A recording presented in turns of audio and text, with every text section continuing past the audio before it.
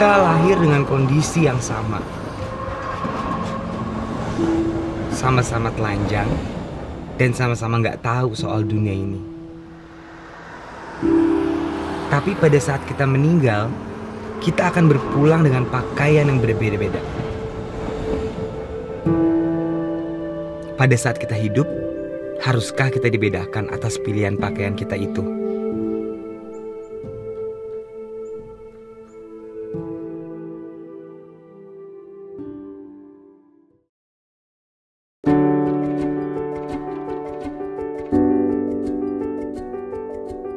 Romo Renaldo Anthony PR, atau biasa yang kita sapa dengan Romo Aldo. Sekarang ia adalah seorang imam gereja Katolik di Keuskupan Agung Jakarta.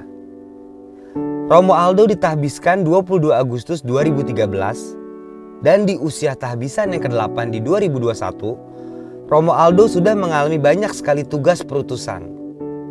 Salah satunya pernah ditugaskan di pedalaman Papua selama 2,5 tahun.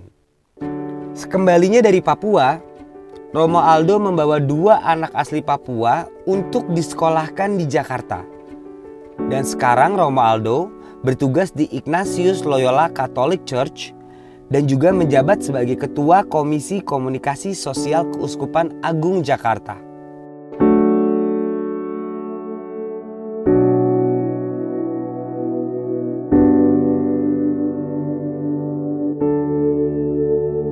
Kali ini gue bakal ajak lo buat ketemu sama Romo Renaldo dan membahas apa itu ajaran agama Katolik. So, gue gak sabar banget ketemu sama Romo Renaldo dan jauh mempelajari apa itu ajaran Katolik. So, welcome to Journey of Religion.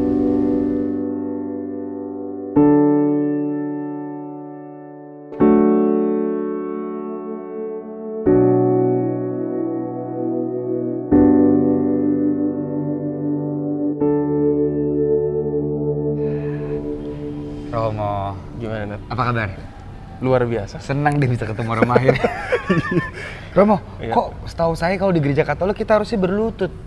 Iya, tadi memang ini sengaja karena keperluan syuting. Iya, Jadi iya. saya harus memindahkan sakramen. Oke. Karena dalam keyakinan iman Katolik, sakramen itu lebih dari sekedar simbol.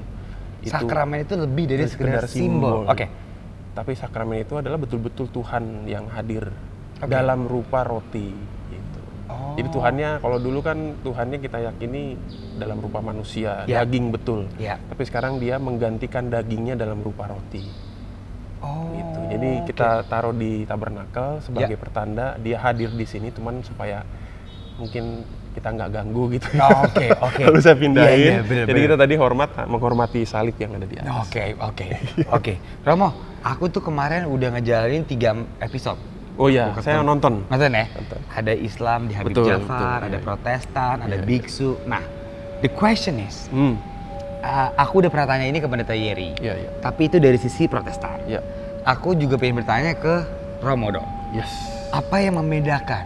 Karena kalau orang awam tuh pasti taunya gini, orang Kristen ya? Orang Kristen Ya, ya? itu. Dia Semuanya pikir- disamain. Disamain. Sebenarnya berbeda ya? Sebenarnya bukan sebenarnya berbeda, ada perbedaannya. Ada perbedaannya. Ada perbedaannya. Ya. Mungkin kalau dijelaskan dalam kesempatan ini bisa Berjam-jam. berjam-jam. Ini mata kuliah ya. Betul, Ini. betul. Kayak lagi seminar ya. Iya. Tapi 3 perbedaannya SKS. apa Perbedaan aja? mendasar sebetulnya kalau saya lihat ada di sumber imannya, sumber iman. Oke. Ya, kalau di gereja Katolik sendiri kita ada 3 sumber iman. Yang pertama adalah tradisi suci, Tradisi suci, kitab suci, kitab suci, lalu magisterium. magisterium. Ya, nanti pasti bertanya dong magisterium Iya. itu, Pak. Kok kayak ada magicnya? Magisterium itu dari kata magister, Magister. guru, mengajar. Jadi Oke. magisterium itu kuasa mengajar gereja Oke. yang diberikan oleh Tuhan Yesus sendiri kepada para rasulnya waktu itu. Oke. Nah, para rasulnya itu pengganti-penggantinya adalah para uskup. Oh. Nanti saya jelasin uskup Oke, itu apa, oke, romo itu apa. oke. Tapi yang jelas 3 itu. Oke. Nah, kalau setahu saya di Kristen Protestan, mohon maaf kalau salah nih, Ya. mereka teman-teman di Protestan itu juga 3, tapi bukan kitab suci, tradisi, dan magisterium, Ya. tapi ada namanya sola fide, sola scriptura, dan Ya. sola gratia. Oke. Hanya iman, hanya rahmat, dan hanya kitab suci. Jadi tradisi nggak ada, magisteriumnya juga nggak ada. Alasannya apa saya nggak tahu. Gitu. Jadi saya nggak berani ngomong lebih panjang, takutnya ntar jadi salah kan, jadi kacau gitu. Berarti kalau ngomongin tradisi itu di Kristen Protestan tidak ada menerima hosti ya? Mungkin pemaknaannya berbeda dengan apa yang kami lakukan di Katolik mungkin ya. Karena di Katolik sendiri hosti itu betul-betul kami yakini sebagai Tuhan. Tidak bisa digantikan. Tidak bisa digantikan dengan apapun. Karena dulu Yesus memegang roti gandum, roti tak beragi, dan meminum anggur murni. Jadi nggak bisa diganti dengan anggur-anggur yang lain. Dan rotinya tidak bisa diganti dengan roti-roti yang lain. Makanya roti itu berbentuk hosti dan roti tak beragi, anggur-anggur murni. Gitu. Karena Yesus bilang inilah tubuhku.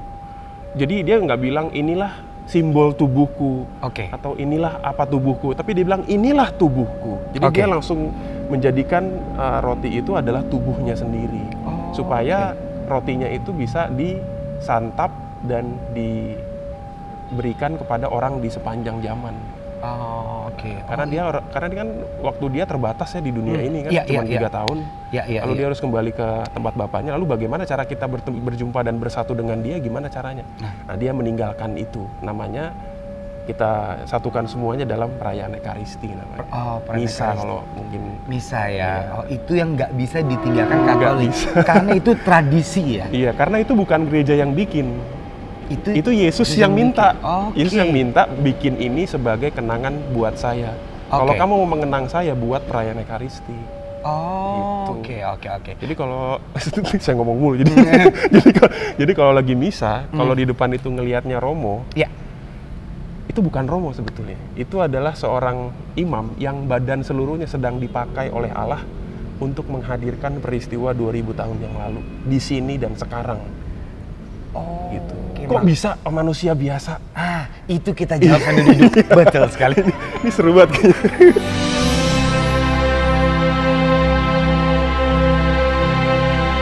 Mau lanjutin yang tadi ya? Bisa dijelasin nggak, Mo? Jadi sebetulnya di dalam gereja Katolik itu kan ada sebuah keyakinan dan iman bahwa kita ngomongin sakramen ini. Perayaan Ekaristi kan itu termasuk dari 7 sakramen. 7 sakramen. Sakramen itu artinya tanda dan kehadiran Allah.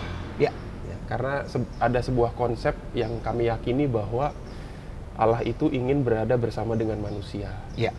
Jadi bahkan Yesus sendiri disebut sebagai Immanuel, Allah beserta kita, Allah ada di tengah-tengah kita. Nah, pertanyaannya kan, kalau Yesus sudah kembali ke surga, lalu Allah di tengah-tengah kitanya di mananya? Nah, untuk itulah Yesus itu meninggalkan tanda-tandanya, bahwa ketika kita melakukan tanda itu, dia hadir. Dia sendiri yang hadir di tengah-tengah manusia. Misalnya, salah satunya adalah ketika dia merayakan perjamuan terakhir itu ya, waktu sebelum dia ditangkap, bersama 12 muridnya, dia mengatakan inilah tubuhku, inilah darahku, perbuatlah ini untuk mengenangkan aku. Jadi setiap kali kita membuat perayaan Ekaristi itu kita mengenangkan dia. Tapi kan, tapi dalam ajaran iman Katolik itu percaya bahwa dalam setiap perayaan Ekaristi Tuhannya itu bukan hanya hadir lewat roti dan anggur yang diubah menjadi tubuh dan darah Kristus, tetapi juga ada di dalam pribadi pelayannya. Pribadi pelayannya itu artinya kami, para imam yang memimpin perayaan itu. Jadi istilahnya kalau saya sebagai seorang pastor, seorang Romo, setiap kali merayakan Ekaristi itu saya merasa badan saya ini lagi dipakai sebetulnya. Lagi digunakan oleh Tuhan sendiri untuk menghadirkan yang dia buat ribuan tahun yang lalu itu. Jadi istilahnya saya itu menyediakan diri, Tuhan pakai saya, pakai suara saya, pakai mata saya, pakai tangan saya untuk membuat perayaan ini supaya umat-umat itu bisa mengenang kamu setiap hari. Karena misa ini tiap hari. Kecuali 1 hari. Tahu nggak? Jadi perayaan Ekaristi di seluruh dunia itu dirayakan setiap hari, kecuali 1 hari. Gitu. Bukannya tiap hari Sabtu doang? Bukan dong, setiap hari. Setiap hari. Saya kira tiap hari Sabtu doang. Hari Minggu dong. Hari Minggu itu juga masih salah ya. Kan awam. Kan? Setiap hari itu ada perayaan Ekaristi kecuali 1 hari yang dinamakan Jumat Agung. Jumat Agung itu tidak ada perayaan Ekaristi karena kurbannya tidak dihadirkan di atas altar. Tetapi sedang terjadi di atas kayu salib. Dan itu yang kita kenangkan. Oke. Oke. Berarti kalau ngomongin kayak gitu sebenarnya sejarah Katolik itu adalah langsung dari Yesus. Maksudnya gereja Katolik. Iya, jadi kami mengimani bahwa memang gereja Katolik adalah gereja yang dibentuk sendiri oleh Tuhan Yesus. Wah, Romo sombong bener. Iya. Tapi itu ada pendasarannya. Iya, ya. ada pendasarannya bahwa ketika Yesus itu, jadi gini kan ada satu kisah di dalam kitab suci ya. Iya. Ketika Yesus mengajak murid-muridnya ke sebuah daerah yang namanya Kaisarea Filipi, itu di bagian utara agak jauh dari Galilea, Danau Galilea. Di situ dia mengatakan, jadi setelah dia berkeliling, berjumpa banyak orang, lalu 12 rasul itu melihat siapa dia. Kan sebelumnya 12 rasul ini kan belum pernah mengenal dong, baru ketemu saat itu dong, nggak kenal dia siapa gitu kan. Nah ketika di Kaisarea Filipi ini, Yesus nanya sama murid-muridnya, menurut kamu saya ini siapa? Menurut kamu siapakah saya? Itu Yesus bertanya kepada muridnya? Tanya kepada murid, terus muridnya bingung dong, ya kan? Lalu murid-muridnya bilang, kata orang-orang sih, gosip-gosip yang beredar. Iya, kata orang-orang, kamu itu Elia. Oke. Ada lagi yang bilang, kata orang kamu itu Yohanes Pembaptis. Oke. Padahal Yohanes Pembaptis sudah mati. Ya. Elia udah diangkat ke surga. Ya. Kata orang kamu itu Yeremia, kamu adalah nabi yang akan datang. Tapi kan kata orang, dan semua orang berhak dong ngomong Yesus itu siapa, ya kan? Iya. Lalu Yesus menegaskan lagi, menurut kamu 12, siapa saya? Ya. Setelah kamu ngobrol-ngobrol dengan saya, setelah kamu tinggal bersama dengan saya, setelah kamu menyaksikan apa yang saya lakukan, menurut kamu siapakah saya ini? Nggak ada yang berani ngomong. Sebentar Romo, saya potong. Berarti Yesus berkata kepada 12 muridnya itu setelah Yesus melakukan banyak mukjizat. Iya. Setelah dia ajak murid-muridnya ngelihat semua yang dia lakukan, mendengar apa yang dia ajarin. Seperti apa yang menyembuhkan orang, melekkan orang buta, membangkitkan orang mati, menyembuhkan orang kusta, membuat jalan orang yang lumpuh, memberi makan orang banyak. Yesus nggak pernah ngomong, coba lihat nih gua nih, bisa ini. Tapi dia akhirnya bertanya, seolah-olah dia tuh sedang bertanya sama diri Onat misalnya. Kamu setelah membaca kitab suci dan tahu kisah-kisah ini, menurut kamu Yesus itu siapa? Gitu. Tapi kan menurut Onat apa? Menurut saya siapa? Sah-sah saja toh. Semua orang punya gambarannya sendiri-sendiri tentang Yesus. Tapi Yesus menegaskan lagi, ya menurut kamu jangan menurut orang. Mereka bingung. 12-12-nya. Bingung, nggak kesebut siapa yang mau jawab. Tapi akhirnya majulah satu orang yang jadi pemimpin 12 rasul itu, yang namanya Simon. Yang disebut Petrus. Simon Petrus. Ya. Simon maju, dia bilang, engkau adalah Mesias, anak Allah yang hidup. Akhirnya dari antara banyak orang, butuh satu keyakinan iman, pernyataan iman yang mewakili semuanya. Butuh satu, yaitu diwakili oleh Simon Petrus. Maka setelah mendengar itu, Yesus bilang, engkau adalah Petrus, engkau adalah batu karang. Di atas batu karang ini dia menunjuk Petrus, aku akan mendirikan gerejaku. Jadi di atas imanmu itulah, di atas pernyataan imanmu itulah, aku akan mendirikan gerejaku. Sebab perkataanmu itu diberikan Bapa. Jadi kata-katanya dia itu keluar dari Bapa yang mengilhami dia gitu. Bapa yang kita maksud ini adalah Allah. Allah. Akhirnya Petrus setuju. Petrus ya mau nggak mau. Tapi gitu ada kelanjutan ceritanya. Iya. Nah, kalau kita baca di kisah itu, rupanya Petrus ini salah mengira. Salah mengira. Jadi ketika Petrus ngomong begitu, lalu dibilang engkau adalah Petrus. Nah setelah itu Yesus bilang sama murid-muridnya, ngobrol-ngobrol lah sama sahabat gitu. Ya lu harus tahu nih, mas bro, murid-muridku. Sebentar lagi saya ini bakal ditangkap. Sebentar lagi saya akan menderita, dibunuh dan bangkit. Petrus kaget dong. Lah kan lu anak Allah. Anak Allah masa dibunuh, masa kalah gitu. Itu pertanyaan pertanyaan besar semua orang sampai saat ini dong. Orang-orang zaman sekarang juga mungkin yang awam juga bertanya, kok Tuhan kalahan? Kok Tuhan mati? Kok Tuhan meninggal nggak pakai begitu doang, lagi selembar kain doang gitu. Tuhan nggak boleh kalah, Tuhan nggak boleh mati. Persis pikiran itu juga yang ada di dalam pikiran Petrus. Akhirnya Petrus ngomong, bukan ngomong, narik. Narik. Ditarik. Jadi ditarik ke minggir dia, menyingkir dari murid-muridnya. Terus Petrus bilang, kamu jangan ngomong gitu. Sekali-sekali kamu jangan ngomong gitu Tuhan di hadapan yang lain. Gitu. Oke. Terus Yesus bilang apa? Enyahlah iblis gitu. Jadi dibilang setan lu gitu. Berarti disuruh mendirikan gereja, langsung dibilang iblis. Iya, dibilang iblis karena dia memikirkan bukan apa yang dipikirkan Allah, tapi apa yang dia pikirkan. Oh. Karena kehendak Allah itu menghendaki Yesus mati untuk semua orang. Oh, Tapi dia mikirnya Tuhan itu nggak boleh mati, nggak boleh kalah. Oh, oke. Makanya dibilang setan lo gitu. Oh, oke. Tapi pada saat itu kalau kita bicara sejarahnya, Yesus udah ngomong belum kalau saya ini akan mati dan bangkit lagi? Udah, sebelum kejadian dia udah ngomong. 3 kali ngomong. 3 kali. Tapi kan ya namanya Manusia iya, yang maksudnya murid-murid itu kan juga belum pernah ketemu sebelumnya. Kan dia ngomong apa sih ini guru gue gitu. Iya. Ngelantur kali ini orang. Iya. Karena selama ini yang dia lihat itu hebat-hebat semua. Yang mereka lihat itu hebat-hebat. Yesus nyembuhin orang. Bahkan waktu Yesus mengajak 3 orang muridnya, Petrus, Yakobus, Yohanes ke atas gunung, Yesus berubah rupa. Oke. Pakaiannya berkilau-kilauan menjadi putih berkilau-kilauan, wajahnya bersinar. Terus Musa dan Elia datang. Yang dilihat kayak gitu. Tiba-tiba dapat kabar Tiba-tiba itu, kok kayak gini sih? Itu seolah-olah kayaknya murid, lah kan gua kan udah ngikut dia, gua udah ninggalin kampung gua. Iya. Mungkin kalau ada di rumah ada keluarga gua tinggalin. Iya. Nah, orang yang gua ngikutin malah mati. Iya. Pasti bergolak dong, bergolak. Walaupun dijanjikan bangkit ya Romo ya. Ya dibilang bangkit. Akan bangkit. Tapi Akan. kan konsep kebangkitan mereka belum pernah ngalamin gitu. Iya. Apa itu kebangkitan? Makanya ketika ini ada satu cerita lagi, makanya ketika Yesus itu habis dari kemuliaan di atas gunung, lalu dia bilang akan bangkit, waktu turun ke bawah, murid-murid itu tuh ngomongin, maksudnya apa sih kebangkitan dari orang mati? Oh, muridnya ini juga confused bertanya, karena banyak hal yang baru yang Yesus bawa. Iya. Paham. Karena ini mereka, konsep apa gitu ya? Karena mereka kan besar di tradisi agama Yahudi ya. Jadi ketika Yesus membawa sesuatu yang baru yang menggenapi aturan-aturan dan hukum-hukum yang selama ini ada, mereka confused. Karena mereka selama ini mungkin ajarannya ya mungkin juga mungkin saya salah gitu. Diajarinnya ya hukum demi hukum gitu loh. Iya. Pokoknya lu nggak boleh begini, lu nggak boleh begini, lu boleh begini.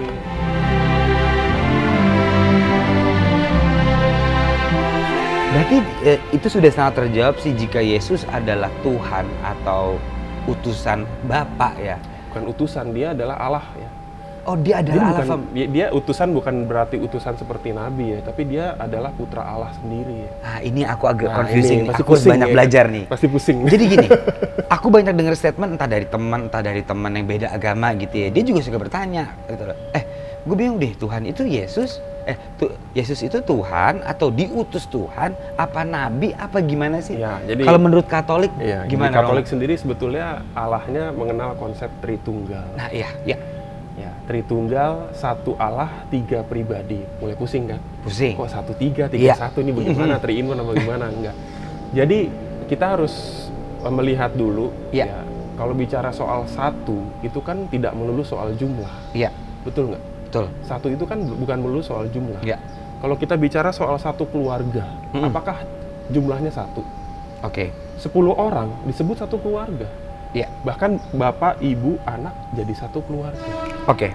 Maka kalau dibilang satu Allah, itu adalah satu dalam hakikat Allah. Seperti kita ini adalah hakikatnya manusia. Kita tuh satu dalam kemanusiaan.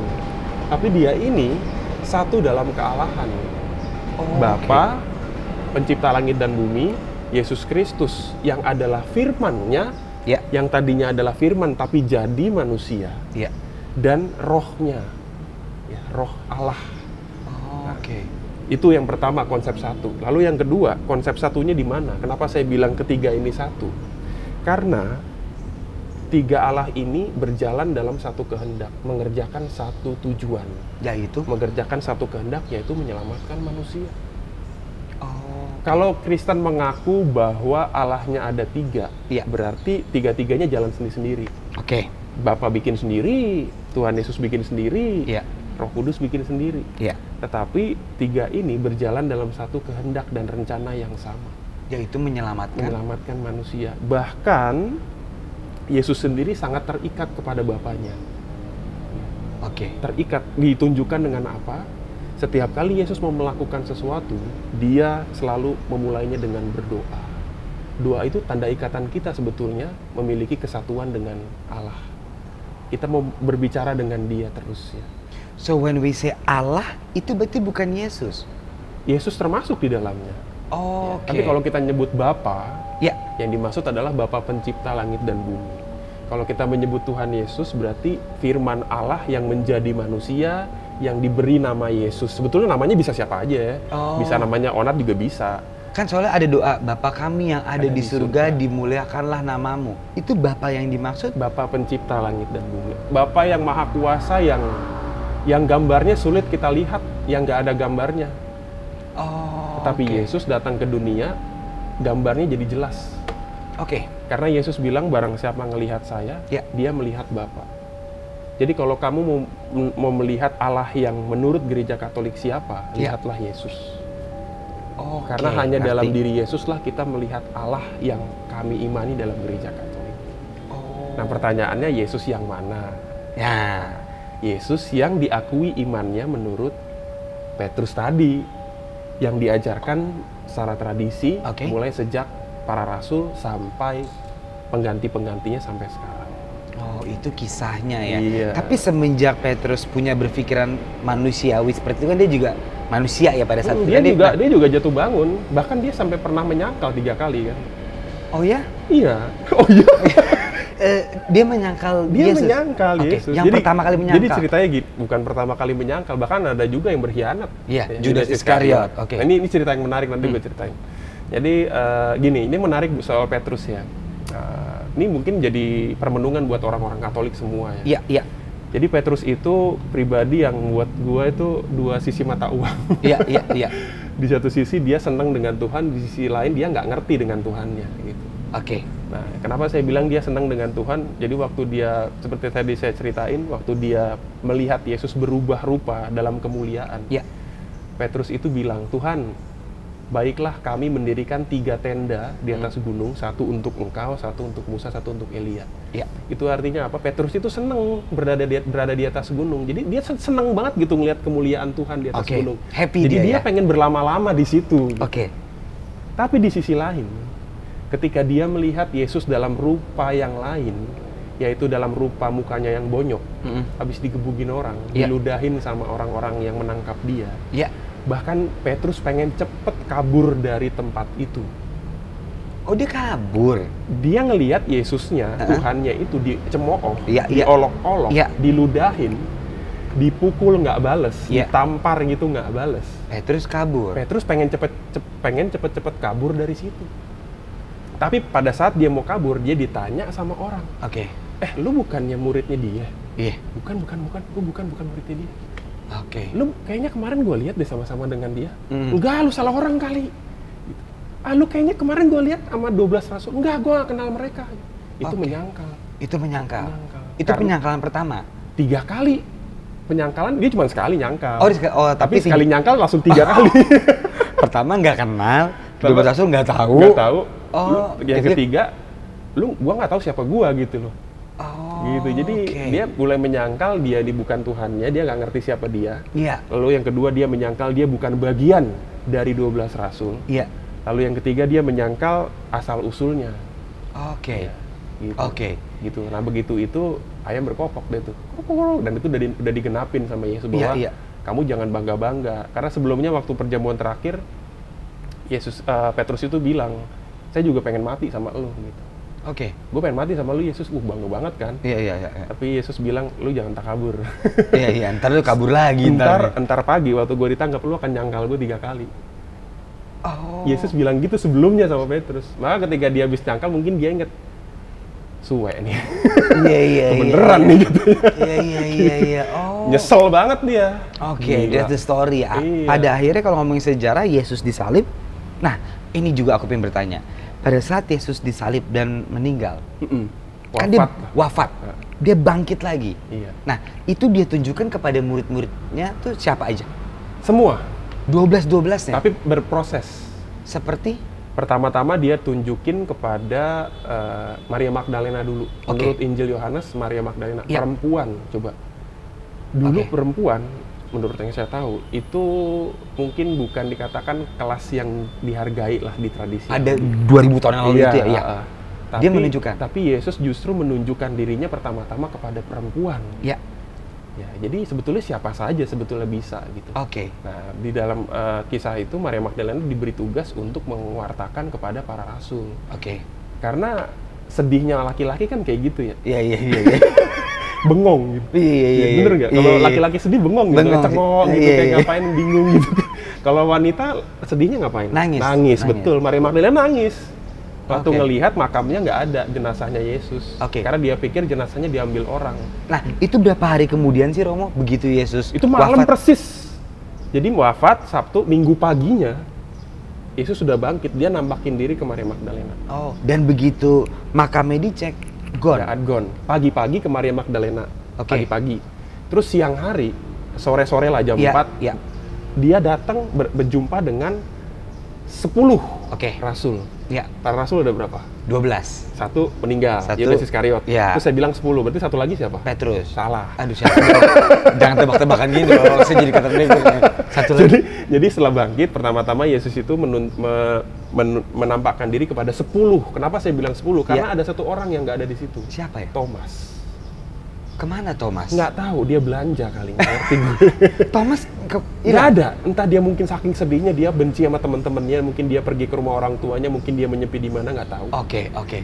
Waktu pertama kali Yesus datang, Thomas Iya. nggak ada di situ. Oke. Lalu Yesus pergi, Iya. terus bilang supaya saya ini datang. Nah, begitu setelah Yesus nggak ada, Thomas pulang nih, Iya. datang. Iya. Terus murid-muridnya ngasih tahu, kami udah ngeliat Tuhan loh. Masa sih? Nah, Sebelum saya mencucukkan jariku iya. ke dalam lambungnya, Iya. melihat luka-luka itu, saya Iya. nggak akan percaya. Oke. 8 hari kemudian Yesus datang, Thomas di situ. Thomas bingung dong. Coba kalau lo jadi Thomas gimana? Wah, gua Lu nantang Tuhan nih, sebelum gua melihat bekas pakunya. Karena Iya. kan identitas Yesus yang bangkit itu adalah bekas paku. bekas paku ya yang Kalau misalnya yang datang waktu itu ngesot, wah susah ngesot dong. bukan Yesus. Oh, Berarti iya. penjahat yang di kanan kirinya, karena kakinya dipatahin waktu itu. Oh iya kan ada 3 Iya, iya. ada 3. Oh ya baru ingat. Yesus di tengah, Tengah, penjahatnya kiri kanan, waktu mereka meninggal kakinya dipatahin. Oh. Jadi kalau oke. penjahatnya bangkit, ngesot dong jalannya. Iya. kan? Romo, kayaknya kalau aku nggak salah ya, aku nonton filmnya Mel Gibson yang itu The Passion of the Christ ya, itu. Iya. A Passion of the Christ itu juga sebelum meninggal kayaknya Tuhan Yesus juga sempat ngobrol sama penjahat itu Betul, berdua ya. salah satu. Apa Iya. sih yang diobrolin? Yang diobrolin jadi ada satu temennya yang jahat gitu, dia bilang, Tuhan, gitu kan sambil teriak-teriak, kalau memang engkau juru selamat, tolonglah selamatkan dirimu dan juga selamatkan kami. Iya. Gitu. Itu yang sebelah sini, kita sebelah sini sebelah mana gitu. Mhm. Nah yang satu lagi ngingetin, kita ini memang berhak untuk mendapatkan hukuman seperti ini karena kita salah, tapi Iya. orang ini bukan orang salah gitu, maksudnya gitu. Jadi temennya ngingetin, jangan ngomong kayak gitu. Oke. Orang ini yang di tengah nggak salah apa-apa. Mhm. Emang Yesus buat salah apa sampai dia ditangkap? Nggak salah apa-apa. Kan Oke. selama hidupnya dia ngapain? Bantu orang. Iya. Nyembuhin orang, bangkitin orang, bikin orang seneng lagi, bikin orang yang lapar jadi kenyang, yang Iya. mati jadi hidup. Dia nggak salah apa-apa. Oke. Gitu. Dan orang itu ngelihat itu. Nah, ketika dia habis ngomong itu, Yesus nengok ke dia dan dia mengatakan, ya sesungguhnya hari ini juga engkau akan bersama-sama dengan saya di Firdaus. Oke. Jadi ini orang pertama yang masuk surga nih. Dia juga ya, dia. Karena Yesus bilang gitu. Bener. Nah, ini juga banyak pertanyaan dari orang-orang awam ya. Iya. Berarti kalau ceritanya seperti itu, yang membunuh Tuhan Yesus itu adalah Secara teologis, kalau secara kisah yang membunuh Tuhan Yesus itu adalah orang banyak pada waktu itu. Oke. Tapi sebenarnya secara teologis adalah dosa-dosa kita yang Oke. membunuh dia. Oke.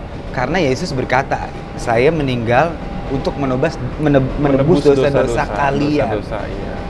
Oke, itu maknanya itu ya. Jadi sebetulnya gampangnya gini, kalau saya bilang kenapa dosa-dosa kita yang membunuh dia, sebetulnya kan kita yang harusnya mati, Iya. tapi di take over sama dia. Iya. Nah, tapi waktu itu kan kita lihat betapa banyak dosa-dosa yang bisa dimunculkan dari seorang manusia. Gitu. Iya. Pengkhianatan ada di situ, manipulasi ada di situ, pembunuhan ada di situ, Iya. kemarahan, dendam, semua ada di situ, semua ditunjukkan semua, Iya. dan itu semua ditimpakan kepada Yesus. Gitu. Dan Yesus menerima semuanya dengan apa? Yesus menerimanya semua dengan kasih. Iya, iya. Dia tidak membalas semua, tapi dia justru mengucapkan satu doa pamungkas di atas salib. Oke. Apa Ya itu? Bapa, ampunilah mereka, sebab mereka tidak tahu apa yang Sedang mereka lakukan. perbuat. Oke. Oh, itu doa. Yesus nggak balas mereka dengan sumpah serapah lagi. Enggak, Jadi karena pada kasih nggak kayak gitu orang. Oke. Jadi pada saat Yesus disiksa, diseret, di ini, dia tuh tidak ada Ini harapan mana? untuk membalas ya?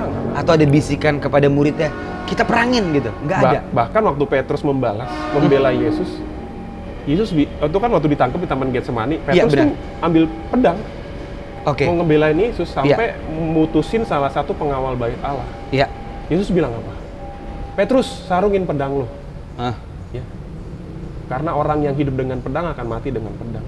Itu artinya apa? Yesus nggak perlu dibela sebetulnya. Jadi, Biarin saya biarin saya wafat. menyerahkan. Memang ini rencananya, memang saya rencana untuk ini. Saya memberikan diri saya. Ini kematian saya bukan karena saya kalah, enggak. Memang ini saya menyerahkan diri sebetulnya. Iya. Makanya itulah ajaran Katolik yang paling terkenal ya, kasih ya. Kasih. Kalau dikasih pipi kiri, kasih pipi kanan. Kalau kasih ditampar pipi Iya, kiri, ditampar pipi kasih kiri, juga pipi kanan. Kalau dimintain baju, kasih juga jubahnya. Kalau diminta berjalan 1 kilo, jalan bareng sama dia 2 kilo.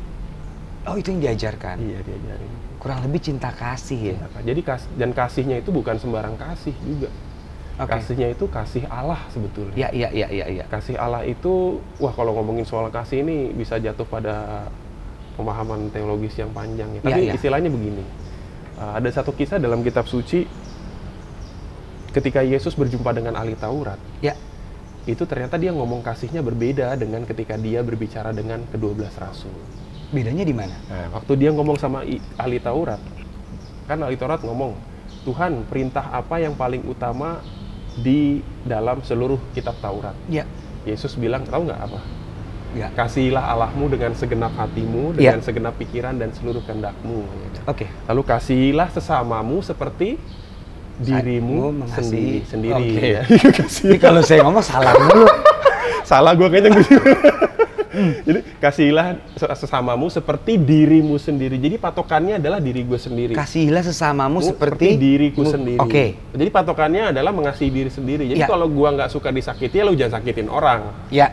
Kalau lu seneng dicintai, ya lu cintain orang. Kalau lu seneng dibantu, ya lu bantu orang. Jadi patokannya. Tapi kalimat yang sama tidak dia keluarkan ketika dia berhadapan dengan ahli Taurat. Bukan, dengan para murid. Oh, dengan para murid. Yang kasihilah dirimu seperti dirimu sendiri itu kepada ahli Taurat. Oke. Tapi ketika dia bicara kepada 12 rasulnya di perjamuan malam terakhir, kasihnya bukan seperti itu. Seperti apa, Romo? Dia bilang, hendaklah kalian semua saling mengasihi seperti aku mengasihi kalian. Oke. Jadi patokannya bukan lagi diri sendiri, tetapi patokan kasih kita adalah kasihnya dia. Nah, kasihnya dia itu seperti apa? Itu salib. Kasihnya dia adalah memberikan seluruh dirinya untuk sahabat-sahabatnya. Itu cintanya dia segede itu. Nah, dia pengen murid-muridnya itu menghidupkan kasih yang seperti itu. Jadi patokannya bukan lagi diri gue sendiri. Jadi meskipun gue nggak enak, meskipun gue menderita, gue akan mencintai orang. Iya. Dan karena itu gue menderita, gue tetap lakukan. Gitu. Nice. Itu dia. Nice. Oke, itu kita udah ngomongin sejarah. Sekarang gue pengen ngomongin ini nih, Mo. Apa-apa? Ngomongin stigma orang. Oke. Apakah benar kalau misalnya kita menikah secara Katolik, kita tidak boleh bercerai dengan reason apapun? Bukan tidak boleh, tidak bisa. Tidak bisa. Oke. Kalau saya kasih sampel gini, Romo, ada laki-laki yang gebukin istrinya sampai membahayakan nyawanya. Dia digebukin, diinjek-injek. Berhakkah dia untuk minta cerai? Apa Ya, harus itu kasuistik ya. Tapi itu gini, apa, Romo? tapi gini, ide dasarnya begini, bahwa sebetulnya kan misalnya Onat sama istri gitu, sebetulnya kan bisa menikah di mana saja. Iya. Gitu. Nah, ketika seseorang, dua sejoli sepasang ini berniat untuk datang ke gereja dan menikah di hadapan Tuhan, itu kan artinya dia melibatkan Tuhan dalam pernikahan itu, supaya Tuhan yang menyatukan. Betul nggak? Betul ya, setuju ya? Setuju. Maka konsekuensinya kalau kita mengajak Tuhan untuk menyatukan perkawinan ini, itu kan artinya hak untuk memisahkan juga ada di dia dong. Iya. Kecuali kalau kita tidak melibatkan Tuhan, ya itu berarti hak memutuskannya ada di kita. Betul. Masalahnya kita melibatkan Tuhan nih. Betul. Masa kita melibatkan Tuhan di awal, cuman di awal doang? Terus pas udahan Udah, aja gitu Tuhan ya? nggak dilibatin. Iya, gitu iya, kan. iya. Nah, itu arti ide dasarnya itu. Berarti ide bahwa- dasarnya itu, Jadi perkawinan itu terceraikan artinya tidak boleh diceraikan oleh manusia. kecuali kematian, Bo. Iya, Oke. iya. Atau makanya diceraikan oleh Allah dalam kematian. Dalam kematian, oke. Tapi kalau case-nya yang terjadi di realita seperti itu, Nah, kalau seperti itu tentu dengan penyelidikan, dengan konsultasi, dengan bantuan rohani, mungkin bisa dicari jalan yang lebih bijaksana. oke. Kalau perceraian itu kan sebetulnya lebih kepada soal status hukum Iya, gereja iya. kan, Iya, iya. hitam di atas putih gitu. Iya, iya, iya, iya. Tapi dalam pengalaman saya ada beberapa, ini bukan ngajarin cerai gitu, Iya, iya. tapi ini mungkin bisa ditempuh, misalnya bisa nggak kalau misalnya dipisahkan dulu, Pisah pisah ranjang. ranjang, pisah Oke. rumah, dipisahkan dulu. Iya. Untuk introspeksi masing-masing, memberi ruang rindu lah istilahnya. Oke. Siapa tahu kan kalau pisah kan LDR gitu kan, Iya. jadi wah kayak kangen juga nih nggak ketemu gitu kan. Oke, tapi aku baru nangkep ide dasarnya deh. Karena kita menikah melibatkan Tuhan, Iya. jadi kalau lu mau pisah, Ya, lu libatin Tuhan Lu juga libatin dong. Tuhan juga dong. Ya, Tuhan Itu itu ya? apa? Oke, Gitu kan. oke. Yang kedua itu, boleh nggak sih aborsi di Katolik? Tidak. Tidak Itu juga? tidak, dan hukumannya sangat berat. Ya, Apapun reasonnya lagi nih? apapun reason, aborsi langsung ya. Oke. Direct aborsi? direct aborsi. Oke. Memang niatnya untuk aborsi. Karena di gereja Katolik, di ajaran moral kami, meyakini bahwa kehidupan manusia start begitu sel sperma dan sel telur itu bertemu. Oke. Terjadi, itu sudah jadi kehidupan. Kalau realitinya yang terjadi berbeda lagi, Mo. Let's say, Apa? perempuan lagi jalan di gang, diperkosa, Mm-mm. hamil anak preman yang kita nggak tahu siapa. Berhakkah dia mengaborsikan itu? Enggak. Tetap tidak. Enggak. No excuse. Karena kehidupan itu mandiri, absolut. Ya. Oke. Mandiri dan punya martabatnya sendiri, bernilai pada dirinya sendiri. Oke. Jadi semua bayi yang ada di perut mamanya Ya. itu adalah pribadi yang harus dihargai pada dirinya sendiri. Bukan benda yang seenak-enaknya. Oke. eh, Apapun bisa case-nya ya, Mo, ya? apapun case-nya. Misalnya perempuan diperkosa di tengah Apapun jalan. case-nya.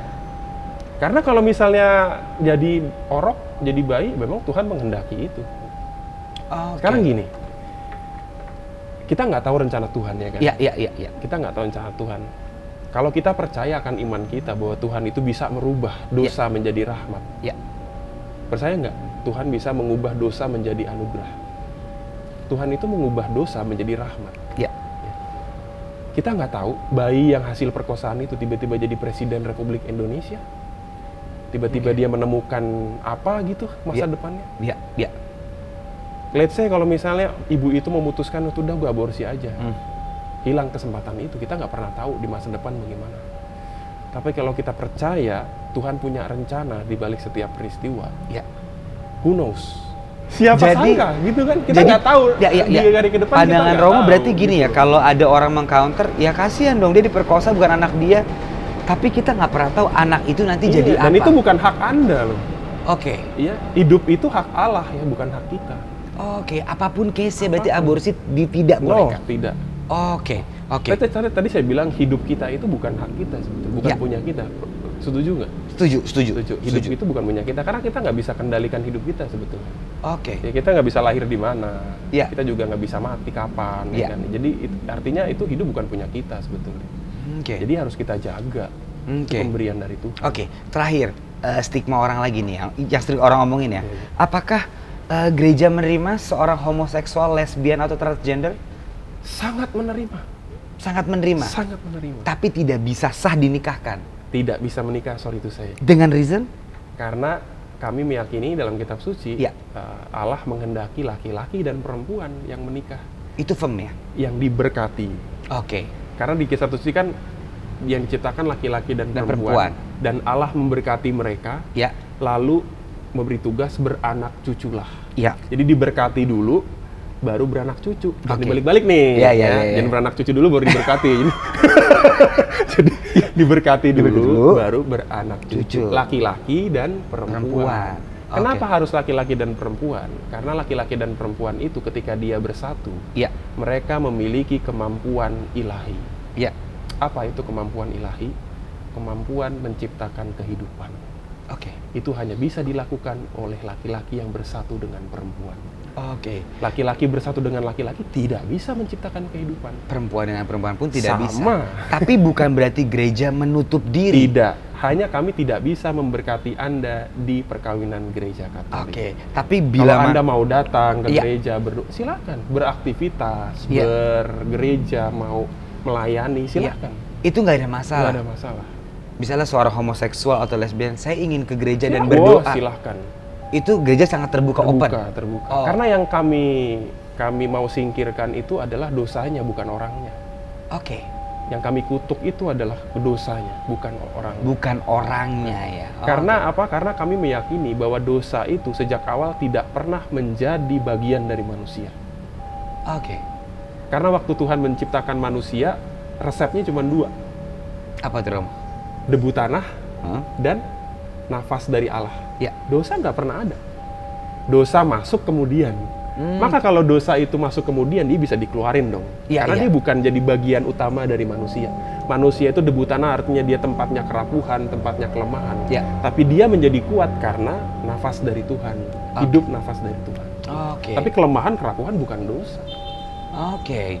Oke. Iya dong. Bener. Iya kan? Saya nggak bisa. Misalnya saya nggak bisa syuting begini. Emang Ya, saya dosa? ya, enggak dong. Bener. Akhirnya sudah terjawab tuh ya. Jadi seorang transgender itu bebas ke gereja. Kalau mau berdoa silahkan. Silakan. Tapi gereja Katolik tidak mengakui pernikahan itu. Iya. Tapi kalau ada transgender, misalnya dia hidup sendiri, Iya. oke. Oke. Bahkan mungkin dia menjadi berbuat baik gitu kan, nolong Iya. orang, bantu orang, nggak masalah. Gak masalah ya. Oke. Sekarang yang jadi masalah saya ingin nanya ke Romo.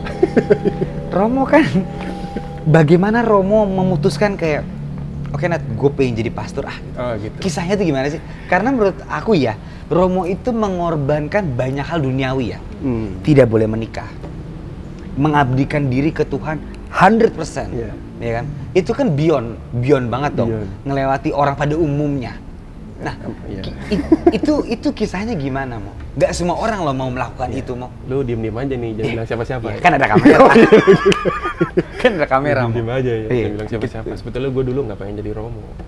Awalnya. Dulu tuh, jadi proses pendidikan jadi imam itu kan sebetulnya kami jadi pastor itu kan harus melewati tempat pendidikan Ya, yang sekolah namanya ya? seminari. Seminari. Dari kata semen itu artinya benih, Oke. tempat persemaian benih yang Ya. akhirnya nanti akan jadi pohon ya, jadi Romo ini gitu. Iya, iya.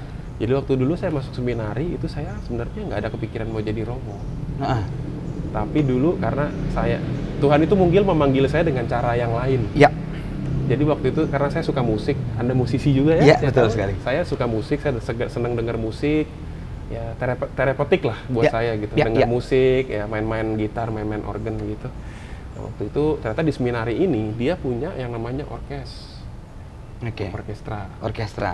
Nah, waktu itu orkestranya ini datang berkunjung ke gereja saya waktu saya kelas 3 SMP itu, Ya. waktu bersama SMP dengan kakak Anda itu. Oh iya, betul.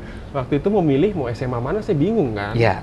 SMA mana ya? Terus tiba-tiba mama saya bilang, Dok, udah yuk kita ke gereja, ada musik tuh. Orang itu kan demen musik nih. Iya, iya. Wah keren nih. Akhirnya saya datang ke gereja, misa. Diiringi lagunya pakai orkestra. Heeh. Keren dong, lihat laki-laki semua pakai jas bawa alat musik. Iya, Keren iya. dong, biola, trompet, macam. Iya. Keren banget nih sekolah nih. Akhirnya gue bilang sama mama gue kan, Mak, saya masuk sini aja lah gitu. SMA-nya di sini. Nggak tahu itu seminari apaan, gue nggak tahu. Yang lu tahu ya cowok-cowok lagi musik Cowok aja. pakai jas, keren banget, pakai alat musik, harmoni, wah Iya. keren banget. Gue pengen main alat musik itu. Ayo masuklah ke situ. Masuk ke situ. Iya. Begitu masuk, gue bikin tangcup lagi di seminari ada lapangan bola, Mamen. Lapangan bola, Iya, ada iya, lapangan bola buat olahraga. Wah keren banget di sekolah ada lapangan bola. Maklum, Selamat Riyadi SMP saya itu nggak ada lapangan bolanya konblok. Jadi begitu ngeliat lapangan bola beneran di Jaksel langsung berangkat nih. Gitu Oke. kan, di Pejaten itu ya. Iya. Langsung, wah keren banget nih. Iya. Betah dong, udah gitu cowok-cowok semua nih. Iya. Seru banget gitu loh. Iya, Karena saya iya, cuma di keluarga cuma berdua kan. Saya sama adik saya sepi gitu di rumah. Iya. Dapat temen tiba-tiba 100 orang. Wah betah dong gue. Oke. Gitu kan. Tapi di sana rupanya sedikit demi sedikit kan pola hidupnya diteraturin. Iya. Ada disiplin waktu, bangun jam berapa, wajib ikut misa. Memang awal-awalnya terpaksa. Biasanya bangun jam 7, nih bangun jam 5. Iya. Harus doa dulu, sarapan juga, makan juga teratur, jam Iya. 7, jam 12, jam 7, ada Iya. snack tengah-tengahnya. Lalu ada pelajaran-pelajaran ini. Lalu saya pikir kok gue nggak nolak ya hidup kayak gini gitu. Dan gue happy aja ngejalaninnya. Iya. Terus ketika gue diajak untuk ketemu dengan berbagai macam figur Romo, ngajar di sekolahan, ngunjungin orang-orang sakit, lalu berkenalan dengan ajaran-ajaran gereja. Kok keren ya gue pikir gereja, gitu. Terus timbul tuh ya? Iya, terus mulai timbul. Oh, apa gue jadi Romo aja ya gitu. Terus juga sambil merasakan kalau gue bisa jadi umat, mungkin lu juga ngerasain. Kalau gue bisa jadi umat tuh, kok kayaknya gue kayak merasa kayak nggak ngapa-ngapain gitu loh di misa gitu, karena yang doa kan Romonya. Iya. Kadang-kadang gue juga kalau misa waktu di seminari itu ketiduran, ngantuk atau ngerokok di luar ya kan? Siapa itu? Gue kagak ngerokok. Oh iya. Kalau gue sih biasa gitu ya. Ngomong gue ngerokok di luar kalau gue. Ya karena umat bisa begitu, kalau Romo nggak bisa. Masa ya dia lagi mimpin dia keluar dulu, nggak mungkin. Makanya waktu itu gue mikir mungkin beda kali ya rasanya kalau gue di misa itu gue jadi Romonya gitu, mungkin beda kali ya. Oh, itu yang timbul dari perasaan lo, Mo? Berarti udah ada bibitnya dong. Iya, kalau bibit gue kan ada Romo, ngerokok gitu ya. Kalau lo kebalik ya? Gue pengen deh. Lu bibit KW gitu. Gue bibit KW gue. Gue di tukang bapau, gue dulu inget banget masih gue makan situ. Pas menerima hosti, gue balik lagi tuh. Abis tubuh siapa lu makan tubuh Kristus. Ya berarti kalau lu mau kebalik ya, Mo? Begitu lo ngeliat Romo memimpin, gue bertanya dalam diri gue, kalau seandainya gue jadi Romo, rasanya gimana ya? Wah keren dong. Karena gue jadi umat, gue rasanya kok gini-gini doang gitu. Kadang-kadang gue ngantuk, kadang-kadang gue nggak jelas dengerin Romonya apa. Iya. Kadang-kadang gue cuma suruh diem doang ngikutin dalam hati. Tapi gue kalau gue jadi Romo, rasanya gimana ya? Itu timbul tuh? Iya, mulai muncul. Akhirnya gue memutuskan dari awal, tapi itu bukan motivasi yang paling dasar. Nah, akhirnya gue memutuskan, udahlah gue jadi Romo aja lah. Akhirnya gue lanjut tuh, jadi dari seminari menengah tingkat SMA, gue lanjut ke seminari tinggi. Seminari tinggi itu tingkat kuliahan lah, ambil S1 dan S2. S1 dan S2, oke. Teologi, jadi seminari menengah itu 4 tahun gue, SMA biasa kan 3 tahun. Gue courting dulu setahun, kayak kelas 0 gitu persiapan, baru masuk SMA biasa. Nah, begitu masuk seminari tinggi, gue jalanin 11 tahun. 11, jadi sejak terakhir gue ketemu kakak lo, 15 tahun gue. 15 tahun. Iya, 15 tahun baru gue jadi Romo. 15 tahun? 2013 gue ditabiskan. Berarti kalau Romo itu, Romo berarti terdaftar langsung ke Vatikan? Dicatat, bro. Dicatat? Iya. Oh, sah gitu ya? Sah. Nah, berarti Romo tidak bisa keluar seenaknya? Nggak bisa. Bro. Misalnya nih, bosan jadi Romo, besok cabut, itu nggak mungkin, nggak bisa? Nah, jadi gini, di dalam 7 sakramen itu, 2 sakramen terakhir itu kita memilih, either kita mau menikah atau kita mau masuk sakramen imamat. Nggak bisa diambil dua-duanya. Jadi kalau orang udah memilih sakramen imamat, nanti kalau dia keluar, imamatnya tetap ada, kekal, nggak bisa dicabut. Jadi dia nggak bisa menikah di gereja Katolik. Oh, tapi Romo, pastor atau Romo itu bisa keluar jika ia ingin keluar? Yang dikeluarkan itu artinya dia tidak boleh lagi melakukan pekerjaan-pekerjaan imamnya. Tapi sakramen imamatnya tetap ada. Tapi apalah artinya kalau dia tetap jadi imam tapi dia nggak boleh ngadain misa, nggak boleh mimpin misa, karena dilarang melakukan pelayanan sakramen kalau orang keluar jadi Romo. Gitu. Berarti, nah saat Romo mutusin buat jadi pastor dan belajar 15 tahun, begini, berarti Romo kan rela meninggalkan duniawi ya? Bukan rela, itu keputusan gue. Itu keputusan emang dari hati. Itu kayak apa ya? Kayak apa sih, Mo, rasanya, Mo? Kayak gini, jadi kayak kan kita 15 tahun misalnya kita nggak nah ntar ya. Ini kan berarti Romo memutuskan 15 tahun ya mengabdi kepada Tuhan. Bukan memutuskan, itu persiapan. Oh, persiapan. Pengabdiannya seumur hidup. Wah, lebih serem lagi kan setelah 15 tahun persiapan. Jadi Romo seumur hidup. Pengabdiannya seumur hidup. Berarti Romo memutuskan untuk gue meninggalkan duniawi, gue tidak bisa mempunyai istri. Nah, itu ada pergolakan nggak? Kan kalau laki-laki kan yang ngerti lah. Iya, tahu gue. Iya, itu gimana lu berdamainya? Itu udah terjadi bertahun-tahun lalu. Sebelum gue memutuskan untuk gue jadi Romo. Karena itu prosesnya kan 15 tahun. Pasti setiap tahun kita ada namanya retret. Selalu itu diajak itu untuk memikirkan kembali, melihat kembali. Begitu udah melihat, memutuskan. Tahun depan disuruh lagi. Sampai akhirnya sebelum mendekati menjadi imam gini, kami itu wajib mengadakan yang namanya retret agung. Biasanya kan retret tuh 3 hari, 8 hari. Nah, kalau retret agung ini 30 hari, sebulan. Sebulan menarik diri dari dunia. Domplek aja di satu tempat, merenungkan sabda Tuhan dan merenungkan keputusan. Gitu. Jadi memutuskan apakah betul-betul saya ini mau jadi imam atau enggak.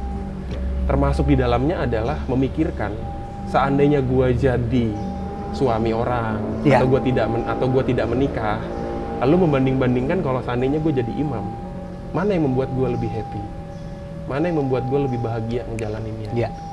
Akhirnya gue nimbang-nimbang, kayaknya gue lebih happy jadi imam. Kenapa begitu? Karena gue menemukan satu dasar yang membuat gue akhirnya iya gue mau jadi romo. Kenapa? Karena dasarnya adalah karena gue mau karena gue pengen jadi seperti dia. Oke. Jadi gue pengen jadi kayak dia, kayak Tuhan Yesus gitu. Jadi So gue pengen, basically lu jatuh cinta dong. gue jatuh cinta sama dia, apa yang dia buat.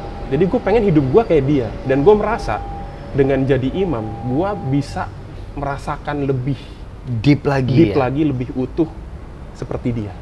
Dengan meninggalkan semua dunia. Dibandingkan dengan menikah. Oh. Kalau menikah kan lu bersatunya dengan istri lu kan. Iya. Kalau jadi imam, gue bersatunya dengan dia. Karena gue kan merayakan tubuh Iya, Kristus, iya, darah iya. Kristus, dan gue minum badannya. Gue makan badannya dan gue minum darahnya. Iya, iya. Pada saat itulah gue sebetulnya sedang dalam bahasa seksualitas itu bersetubuh. Yes. Ya, gue lagi bersetubuh dengan Tuhan dengan cara gue memakan badannya Ya. dan meminum darahnya langsung ke badan gue. Gue Oke. jadi satu dengan dia. Oke. Kalau lu kan menikah ya lu bersatu dengan istri lu kan. Dan Bersetubuh dengan istri gue gua, gitu iya, ya. iya, itu ya. Dengan cara yang lain. maksudnya. lain, betul, Kalau betul. gua nggak bisa. Jadi gua disediakan oleh gereja dengan cara seperti ini, Yes. dengan sakramen ini. Yes. Gitu. Oh gitu. Itu berat nggak mau awal-awal? Kalau lu inget-inget lagi Lim? Berat nggak lu? beratnya bukan pas saat gue jadi imam ya. Beratnya Beratnya- justru pas saat gue jadi pembinaan itu sebetulnya. Oke. Karena itu masih dalam masa pengolahan. Ya. Ada lah, gue naksir-naksir ada lah. Ada dong. Ada dong. Bahkan waktu di SMA juga kan campur tuh sekolahnya. Iya. Naksir-naksir ada. Ada ya. Sampai lu putusin akhirnya lu pengen mengabdi ya karena lu jatuh cinta. Iya. Kok lu tahu sih lu mutusin, gue mutusin, kok lu tahu sih? Iya. Lu tahu dari mana lu? Iya enggak. Gosip burung tadi ini bisikin. Oh gitu. Oke. Iya. Berarti aku kemarin juga ngobrol sama Pendeta Yeri kalau Iya, nonton iya, ya. iya. Aku juga nanya kenapa bisa ada timbul gerakan protes. Sebenarnya what happened sih di tahun itu? Apa yang terjadi? Iya, itu memang waktu itu dalam satu masa dalam kehidupan gereja Katolik ya memang terjadi yang namanya abad kegelapan ya. Ya. Di mana gereja dan negara itu tidak ada irisan yang jelas. Ya. Sehingga gereja itu dalam tanda kutip, gereja Katolik itu seperti nggak ada batasnya gitu. Oke. Jadi dialah negara, dia juga agama, gitu. Jadi dia berhak menentukan apa-apa. Jadi kayak berkuasa sekali gitu. Oke. Berkuasa sekali. Nah waktu itu memang terjadi sebuah ajaran yang agak-agak keliru pada saat itu, yang Ya. dianggap keliru, Ya, memperjualbelikan surat pengampunan dosa. Oke. Lalu muncullah nih salah seorang, Martin Luther itu yang menggerakkan protes itu sebetulnya dulunya seorang pastor. Martin Luther. Dulunya Romo dia. Oke. Sebelumnya Romo dan seorang profesor teologi, pintar sekali tuh orang. Martin Luther Martin itu. Luther tuh pintar Oke. sekali. Maka saking pintarnya dia mempertanyakan praktek gereja pada waktu itu. Dia merasa kok gereja kayak gini sih?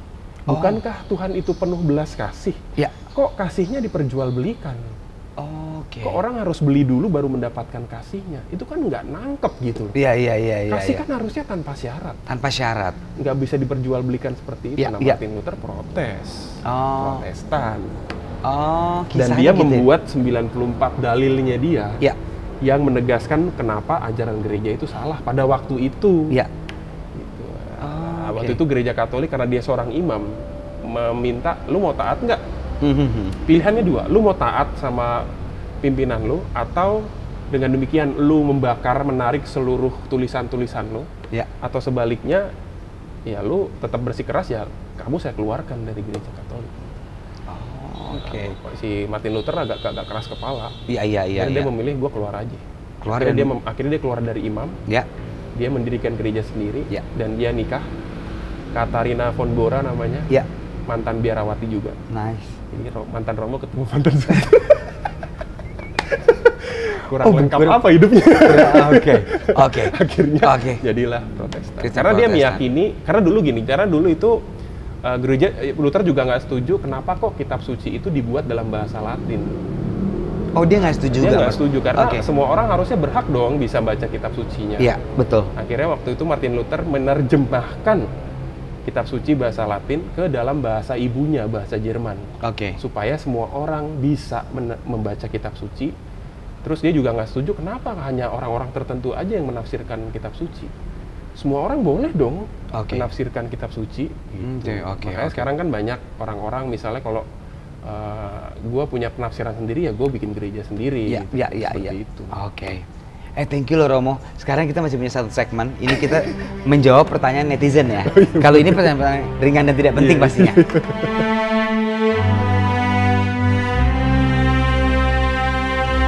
Nih Romo, ada pertanyaan dari netizen. Oh, siap. Oke. Netizen yang budiman. Netizen yang budiman. Halo Onat dan Romo. Ya. Nah, saya mau nanya deh, apakah menyembah patung Maria Ya. itu berarti sama saja kita menyembah berhala? Tidak jawabannya. Tidak.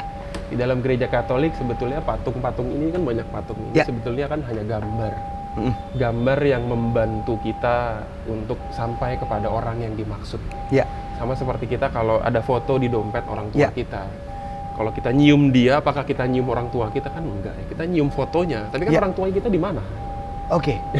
Jadi kalau kita berdoa di hadapan patung itu sebetulnya membantu kita untuk mengkontemplasikan itu apa ya?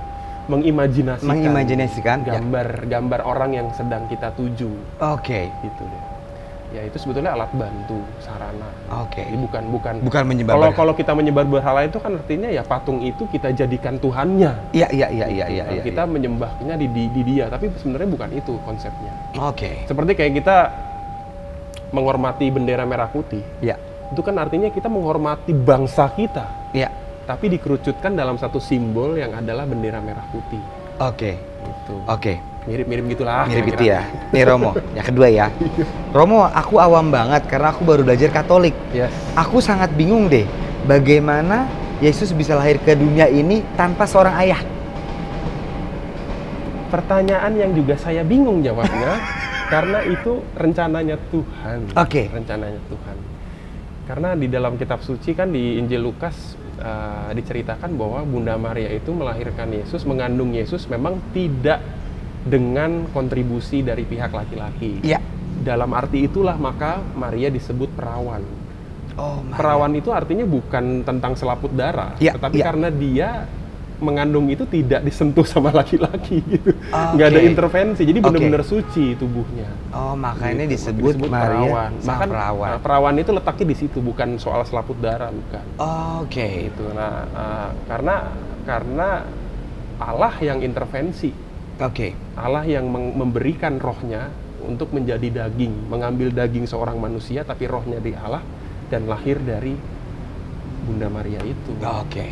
Gitu. Jadi betul-betul harus murni ya, karena dia harus lahir tanpa dosa. Oke. Ini tanya Romo ya. Saya mau tanya dong sama Romo, kok Lucifer itu sebenarnya apa sih? Ada yang bilang malaikat, ada yang bilang iblis, ada yang bilang apapun. Mohon penjelasannya Romo. Ya. Lucifer itu dalam tradisi dia adalah malaikat yang jatuh, membelot, ya, jatuh membelot. Jadi Tuhan itu, jadi Allah itu sebetulnya nggak ada lawan. Allah itu nggak boleh ada lawan. Karena kalau dia ada lawannya nggak punya Allah. Tapi Lucifer itu adalah malaikat, malaikat yang memutuskan. Kalau bicara soal malaikat beda dengan kita ya. Kita itu kalau belok sedikit bisa balik lagi. Kalau malaikat itu kan kekal. Jadi keputusannya juga kekal. Jadi ketika dia memutuskan untuk tidak lagi mau nurut sama Tuhan, keputusannya kekal. Maka kalau dia memilih untuk tidak lagi bersama dengan Tuhan, ya tempatnya bukan di situ. Gitu kan. Jadi sebenarnya Lucifer itu adalah malaikat. Malaikat yang jatuh, membangkang. Dan sekarang statusnya Lucifer apa, Romo? Setelah dia membangkang, udah menikah kayaknya. Enggak, ini saya cari berapa nih? Jadi berarti dia punya pasukan juga. Lucifer itu adalah malaikat awalnya. Iya, malaikat awalnya. Tapi dia membangkang. Membangkang kepada Tuhan. Lalu Tuhan mengirim dia kah? Bukan mengirim, tapi menghargai justru. Saya lebih suka memakai kata menghargai. Menghargai. Gini, kalau lu tidak mau bersama-sama dengan gua lagi, tempatnya bukan di sini. Surga artinya.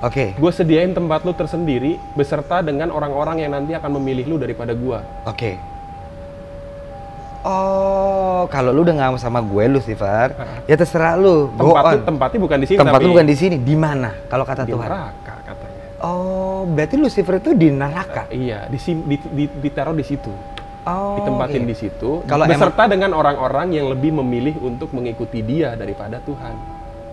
Oh, Gitu. berarti Sampai akhir Par hidupnya. Dede Anda pengikut neraka. Karena saya punya teman, dia nato Lucifer di sini. Dan menurut Pokoknya intinya kalau membelot sama Tuhan, ya tempatnya tidak lagi bersama-sama dengan Tuhan. Oke. Gitu. Jadi konsepnya seperti itu. Oke. Oke, Romo. Tapi jadi bukan soal hukuman sih, Bukan soal hukuman. menghargai. Iya, iya. I Intinya respect gini. your choice gitu. Ya, kalau emang lo nggak mau sama gue, ya udah nggak apa-apa. Jangan sama gue gitu intinya. Sama Coki Pardede.